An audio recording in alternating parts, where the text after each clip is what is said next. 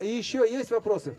Вопросов нет, пора бы приступать к действиям. Это второй соревновательный день чемпионата. Погода в горах все так же радует спортсменов. Более 70 участников из самых разных регионов нашей страны. Многие из них здесь уже не в первый раз, но есть и новички, которые хотят попробовать свои силы.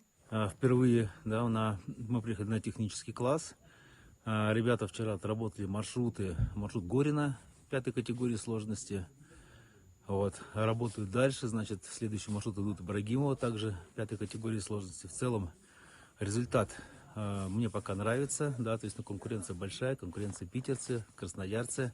Алексей Баутин – президент Федерации альпинизма Московской области. На чемпионат он приехал с двумя командами. Одна смешанная, то есть в ней участники из разных регионов нашей страны. У альпиниста определенные надежды на эти соревнования. Выступление нашей команды посвящено 80-летию Победы. Вот, и в случае, конечно, победы, безусловно, или хотя бы занятия призового места, мы наш результат посвятим этому великому празднику, вспоминая наших дедов, прадедов, вот, тем более, что среди них много есть и ветеранов-альпинистов, живущих до сих пор. В лагере прошла жеребьевка, где каждая команда в зависимости от стартового номера выбрала себе маршрут. От простых до наиболее сложных маршруты на Цейлом и Козайлом разнообразные. В первый день на старт вышло 14 команд из 23. К концу дня уже 3 команды закончили свой маршрут и вышли на вершину. Одна из них сошла с маршрута из-за сложности и опасности прохождения. Другие же участники ночуют на стене.